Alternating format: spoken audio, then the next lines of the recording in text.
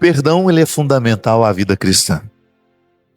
Se você quiser se manter cristã, você necessariamente terá que viver a dinâmica de perdoar e ser perdoado. Porque as pessoas vão errar com você vai errar com as pessoas, e os erros que nós cometemos entre nós agridem diretamente o coração de Deus. Por quê? Porque Deus é amor, Deus é comunhão. E toda vez que você não está sendo uma pessoa boa, toda vez que você está sendo cruel com alguém, toda vez que você está na prática da injustiça, da infidelidade, da desonestidade, você está ferindo a imagem e semelhança de Deus em você. É por isso que o nosso pecado atinge diretamente o Deus que nos habita. Consequentemente, machuca-nos. Porque toda vez que eu estou ferindo a Deus, eu estou me ferindo também, e o contrário também é verdadeiro. Fora da dinâmica do perdão, não há vida cristã. Porque o tempo todo nós vacilamos. Infelizmente, como dizia São Paulo, nem sempre nós somos capazes de fazer o bem que nós gostaríamos de fazer. Então a nossa atitude, machucada pela nossa limitação, que nós chamamos isso de pecado, que é tudo aquilo que nós reconhecemos em nós como matéria grave, houve liberdade para fazer, consciência, vontade. Então tudo aquilo que no meu comportamento, no meu pensamento, nas minhas palavras, nas minhas atitudes, pode ferir alguém. Ou então aquele mal que eu faço a mim mesmo. Posso viver em constante estado de pecado, por exemplo, quando eu não tenho amor próprio. Quando eu escolho o pior da vida. Acontece muito. Muitas vezes, movido pela minha falta de amor próprio, eu vou escolhendo o que na vida tem de pior. E aí eu vou comprometendo a minha felicidade, a minha realização humana. Por isso que o perdão ele vai ser em 3 dimensões. O que eu peço a Deus, e é diariamente, que eu preciso pedir, porque o tempo todo eu estou falhando como ser humano. Então eu peço perdão ao Deus que me habita, por desrespeitá-lo, por não corresponder, por não ativar os dons que Ele me deu. Mas se nós quisermos ser cristãos, nós precisamos aprender a viver a dinâmica do perdão. E hoje eu trago aqui, a gente abriu a caixinha de perguntas para facilitar a sua participação no Direção Espiritual. Você pode fazer essa pergunta por meio do meu Instagram, se você não me segue ainda, é @PE Fábio de Melo com um L só. PE Fábio de Melo, PE Fábio de Melo com um L só. A Cíntia, ela me escreve e me diz assim: Padre, quando digo que perdoo, mas não consigo conviver com a pessoa, eu continuo em pecado? Veja bem, é uma questão bastante ardilosa, bastante difícil. Primeiro porque nós temos uma visão muito romântica e que às vezes dificulta nos ver a realidade. Quando eu perdoo alguém e quero restituir aquela presença na minha vida, eu vou viver uma experiência do perdão. É o perdão da reconstrução. É como você não querer desistir de uma pessoa que é muito especial para você. Ela errou, você já chegou à conclusão de que aquele erro não é o suficiente para você retirá-la da sua vida. É um direito seu querer a reconstrução, desde que a outra pessoa também queira reconstruir com você. Porque ela vai pedir perdão, você vai aceitar o pedido de perdão que ela fez, e juntos vocês vão reconstruir o vínculo de vocês. Esta é a dinâmica da vida amorosa. Todo mundo que se ama precisa fazer isso sempre. É claro que vai depender da qualidade do amor que nós temos. Há pessoas que mesmo se amando se ferem muito. E a gente precisa pensar na qualidade desse amor que fere o tempo todo. Porque o amor, ele é um motivo interior que precede qualquer outro motivo que nos dá, né, aquele desejo de ser cada vez melhor para aquela pessoa que a gente ama. Então esta é uma experiência. Eu perdoo e quero restituir aquela presença na minha vida. Não quero perder. E às vezes nos aconselhamentos que a gente faz, a gente vê muitas situações assim. Por exemplo, uma traição no casamento, que às vezes uma das partes trai o vínculo matrimonial assumido, e a pessoa que foi traída quer reconstruir o vínculo, não quer perder aquela família por causa de uma traição. É ruim viver a traição? A traição fere, a traição retira a confiança, mas pode haver a possibilidade de se reconstruir um casamento a partir do perdão. Minha gente, a traição, ela pode muitas vezes acontecer e se ter sido apenas um ato falho, um momento de fraqueza, e aquilo não compromete o segmento do vínculo, porque houve o perdão. E é claro que quando nós falamos de perdão, é aquela oportunidade que você tem de guardar o suficiente da experiência para não perder de vista o que aconteceu, mas também esquecer o suficiente para aquilo não continuar machucando. Porque também não faz sentido, quando você escolhe perdoar, você ficar remoendo o passado toda hora. Porque isso dificulta muito a experiência da continuidade. Muitos casais que precisaram viver a experiência do perdão, depois têm dificuldade porque o tempo todo aquela traição é trazida à tona. Ah, mas você lembra o que você me fez? Isso não facilita a experiência do perdão. Porque o perdão, minha gente, ele não é uma realidade que acontece de uma única vez. Quem dera fosse.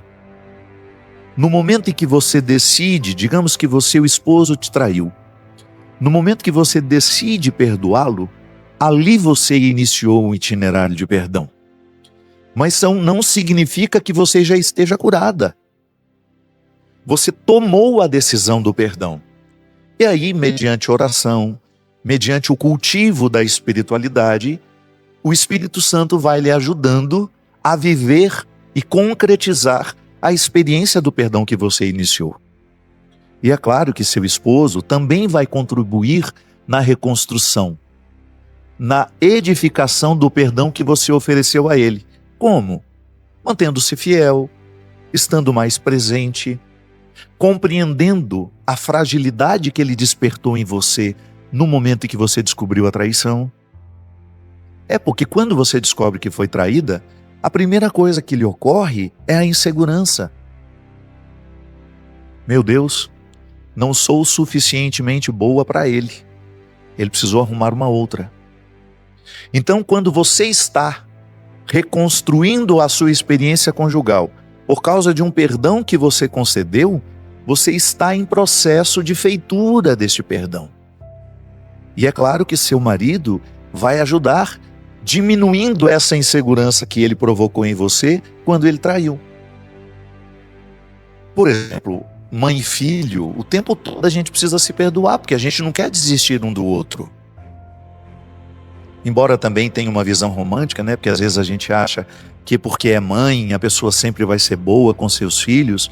Não é garantia. Há mulheres que nem tinham vocação para a maternidade e acidentalmente tornaram-se mães. E aí toda a dificuldade que ela vai ter, por não ter querido ser mãe, vai se manifestar ali, na relação com o filho. A mesma coisa um filho. Ele pode não ter gratidão suficiente e ter com a mãe, com o pai, uma relação extremamente ferida, machucada, difícil. Então não é garantia. Mas o comum, a grande maioria, que tem experiências positivas com a maternidade, com a paternidade, a gente precisa perdoar filho todo dia. E você também perdoar seus pais. Aliás, à medida em que a gente vai se tornando consciente da nossa história, a gente vai descobrindo o quanto os nossos pais erraram com a gente. Não se trata de jogar pedras e de ficar ofendendo e de dizer, olha o que você fez comigo. Não, aconteceu, já passou. Hoje você vai construir experiências de perdão. Num primeiro momento até verbalizando, dizendo, mãe, tornei-me consciente do mal que a senhora me fez naquele momento. E eu sinto que eu preciso perdoá-la. Aí entra a ação de Deus em nós. Porque quando a gente descobre que tem um valor, é claro que a gente quer perdoar, a gente não quer perder aquela pessoa. Não é? Se você percebe que há um valor naquela amizade, naquele relacionamento, naquele namoro, você vai lutar para que o perdão aconteça. Agora, o outro lado também é verdadeiro. Às vezes você identifica que você quer perdoar, que você não quer guardar aquela mágoa dentro de você. Mesmo porque perdoar é sempre uma atitude muito inteligente. Quando eu perdoo, eu limpo o meu coração dos resíduos do acontecimento desagradável. Então, quando eu olho nos olhos do outro e digo, olha, eu perdoo você pelo mal que você me fez.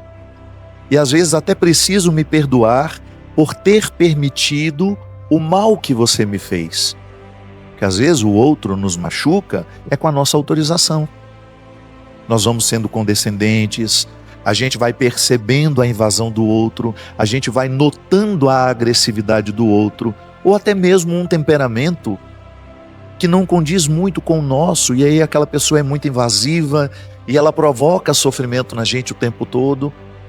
Aí de repente derrama, entorna, né? Como diz lá em Minas Gerais, o caldo entorna e você fica diante de uma situação desagradável, precisando perdoar. Só que aí você chega à conclusão de que você não quer ficar com aquela mágoa, você não quer guardar aquela experiência ruim, por isso você perdoa, mas você também chega à conclusão de que você não quer aquela pessoa na sua vida. Isso é absolutamente saudável. Você não é obrigado a conviver de maneira íntima com todo mundo. E não é pecado, viu? Às vezes, nós temos uma visão muito equivocada de ficar pensando que nós temos que manter na nossa vida todas as pessoas que nos feriram porque nós somos cristãos. Não. Eu digo isso por onde eu vou, porque é absolutamente libertador e as pessoas precisam ouvir isso. Muitas vezes, religiosamente, elas ficam condicionadas que as exigências cristãs nos fazem ter que ter ao nosso lado as pessoas que nos fazem mal, por exemplo. Não.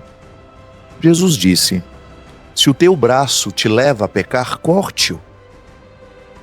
Se o teu pé te leva ao pecado, corte-o. Jesus não está falando do nosso corpo físico.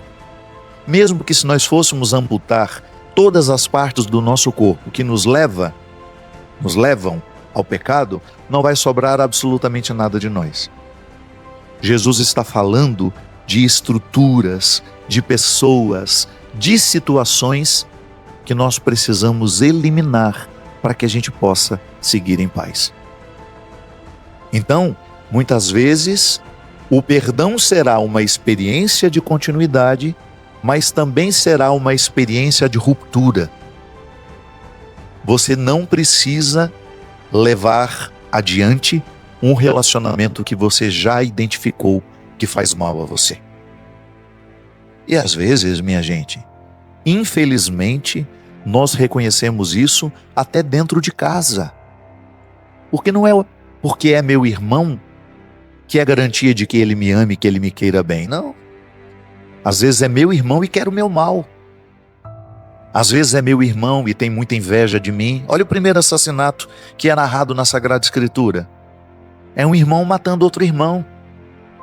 Então, precisamos perder essa visão romântica que o fato de ter o mesmo sangue que nós é garantia de que existe amor. Não é. Às vezes tem o mesmo sangue que nós, mas não desfruta do mesmo entendimento, do mesmo querer bem. Então eu posso, respeitosamente, dizer a um irmão, o meu amor por você nunca me permitirá fazer mal, querer o seu mal. Mas eu tenho o direito de dizer que não quero você participando da minha vida.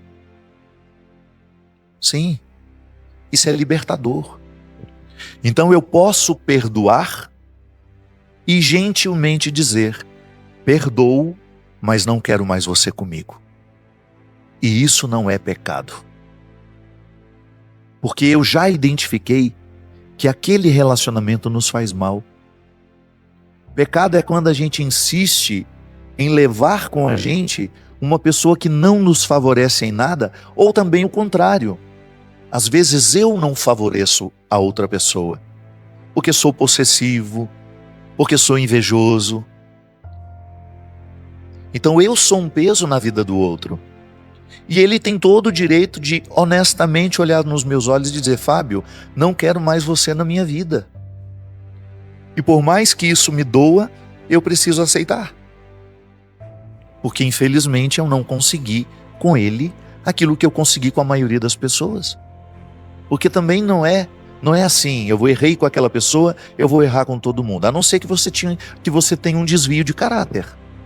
Se você tiver um desvio de caráter, se você for uma pessoa psicopata, por exemplo, que não pensa em ninguém, você vai fazer um estrago por onde você for. Mas às vezes o seu erro foi com aquela pessoa. E a outra pessoa tem todo o direito de não lhe querer mais na vida dela. E a atitude mais sábia é não insistindo. Tá bom, vamos guardar o que de bom nós vivemos juntos. Você reconstrói a sua vida, eu reconstruo a minha, e assim vamos. É assim que tem que ser. Reconstruímos as nossas histórias, mantemos o respeito uns pelos outros, mas não precisamos continuar juntos. Minha gente, eu sei que às vezes parece difícil, mas quando a gente vai viver isso na prática, é libertador. Quando você é capaz de dizer, olhando nos olhos: você é meu irmão, você é meu amigo, mas você não me faz bem. Isso é libertador. E faz parte da nossa evolução espiritual. A evolução espiritual consiste justamente em você saber dizer aquilo que você quer e o que você não quer para a sua vida. É o que Jesus quer de nós. Conhecereis a verdade e a verdade vos libertará. Essa frase de Jesus move as nossas consciências. Eu estou sempre tentando buscar a minha verdade e o outro participa dela.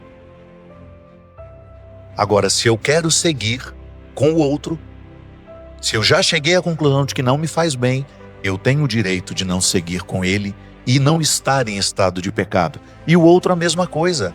Ele tem o direito de seguir sem mim e não ficar em estado de pecado. Pecado é a gente viver na falsidade, machucando uns aos outros, fingindo que amamos, hipocritamente dizendo que somos isso, que somos aquilo, quando lá no fundo nós sabemos que não somos. Pecado é a hipocrisia de parecer que está tudo bem, quando na verdade não está. Que você possa fazer uma faxina no seu coração. Que você descubra qual é a dimensão do pecado que você precisa pedir perdão. Que você descubra em si quais são as realidades que você precisa se reconciliar com Deus. Porque em estado de esclarecimento, e nós podemos chamar isso de oração, porque quando a nossa consciência entra em ação, a nossa vida é oração. Oração é estar consciente o tempo todo. Em estado de oração, você descobre com quem você quer continuar e com quem você não quer.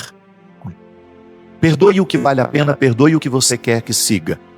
Perdoe também o que você não quer que siga. Perdoar é a única opção que o cristão tem.